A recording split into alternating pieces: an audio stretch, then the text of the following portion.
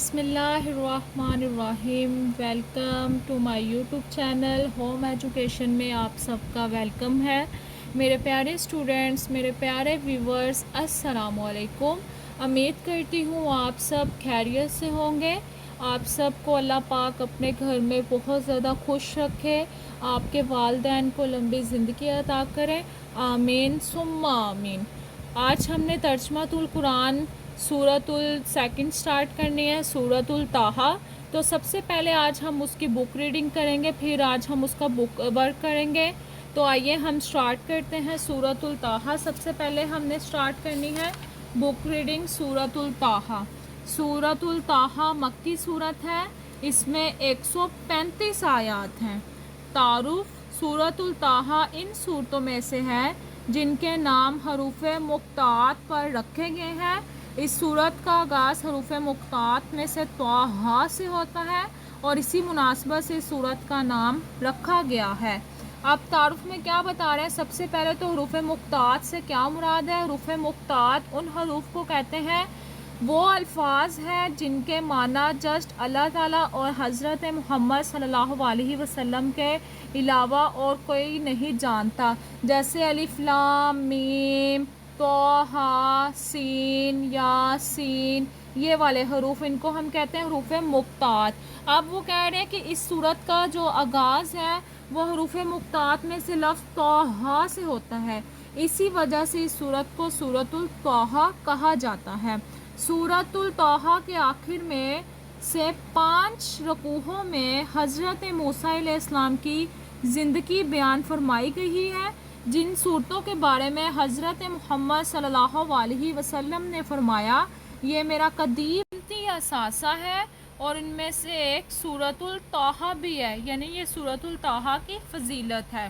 حضرت عمر فاروق رضی اللہ تعالیٰ عنہ کے اسلام لانے کے واقعے میں یہ تذکرہ ملتا ہے کہ جب وہ اپنی بہن کے گھر تشریف لے گئے اور انہوں نے اپنی بہن سے سورۃ الطٰہٰ کی تلاوت سنی تو ان کے دل میں اسلام گھر گیا اور انہوں نے اسی وقت اسلام قبول کرنے کا فیصلہ کر لیا۔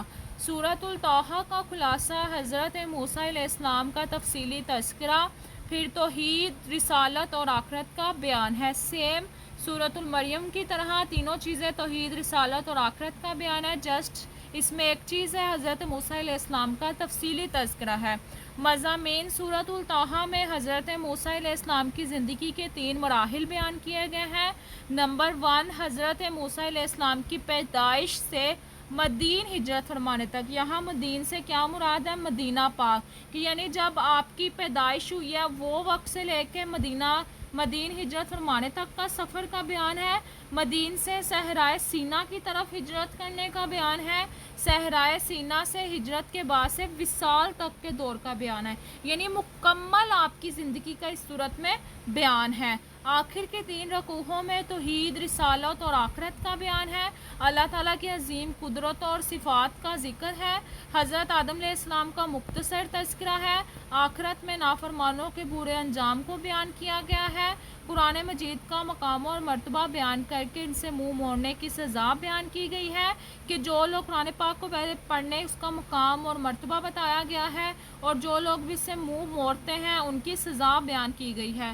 سورۃ الطٰہٰ کے آخر میں یہ سمجھایا گیا ہے کہ اللہ تعالیٰ کا قانون ہے کہ وہ کسی قوم کے اس کے کفر یعنی شرک کرنے پر اور انکار پر فوراً نہیں بلکہ مہلت دیتا ہے، اس لیے حق والوں کو صبر کے ساتھ دین کی دعوت کا کام کرتے رہنا چاہیے اور حق کا انکار کرنے والوں کے معاملے میں جلد بازی اور بے صبری کا مظاہرہ نہیں کرنا چاہیے۔ علمی اور عملی نکات: اب اس صورت میں کون سی علمی باتیں ہیں جن پر ہمیں عمل کرنا ہے؟ تو سب سے فرسٹ پر اللہ تعالیٰ کو ہر چیز کا مکمل علم ہے، دنیا میں کوئی چیز اس سے چھپی ہوئی نہیں۔ نمبر 2، دنیا اور آخرت کی سلامتی ان کے لیے ہے جو ہدایت کی پیروی کریں۔ نمبر 3، نصیحت سے اراض کرنے والے قیامت کے دن بہت پچھتائیں گے۔ نمبر 4، قیامت کے دن اللہ تعالیٰ ہی فیصلہ فرمائے گا کہ کون سفارش کرے گا۔ نمبر 5، ہمیں اللہ تعالیٰ سے اپنے علم میں اضافے کی دعا کرتے رہنا چاہیے۔ نمبر 6، شیطان ہمارا دشمن ہے جو وسوسہ ڈال کر ہم سے اللہ تعالیٰ کی نافرمانی کرانا چاہتا ہے۔ نمبر 7، اللہ تعالیٰ نے انسان میں شرم و حیا کی فطرت رکھی ہے، ہمیں بے حیائی اور بے پردگی سے بچنا چاہیے۔ نمبر 8، قرآن مجید پر عمل نہ کرنے والوں کی دنیاوی زندگی تنگ کر دی جاتی ہے، یعنی ان کی دنیاوی ویران کر دی جاتی ہے۔ نمبر 9، سابقہ قوموں کے گھمنڈ ہمارے لیے عبرت کے نشانات ہیں۔ نمبر 10، ہمیں نمازوں کو وقت کی پابندی کے ساتھ ادا کرنا چاہیے۔ نمبر 11، دنیا کی نعمتیں ہماری آزمائش اور امتحان کے لیے ہیں۔ نمبر 12، حضرت محمد صلی اللہ علیہ وسلم سب سے بڑا معجزہ قرآن مجید ہے۔ نمبر 13، کون کامیاب ہے اور کون ناکام ہے، اس کا فیصلہ قیامت کے دن ہوگا۔ یہ ہماری آج سورۃ الطٰہٰ کی ریڈنگ تھی، جو ہم نے اس کو کمپلیٹلی سمجھی ہے۔ امید کرتی ہوں آپ سب کو یہ بہت اچھی لگی۔ آپ سب نے مجھے دعا میں بہت زیادہ یاد رکھنا ہے۔ اللہ حافظ۔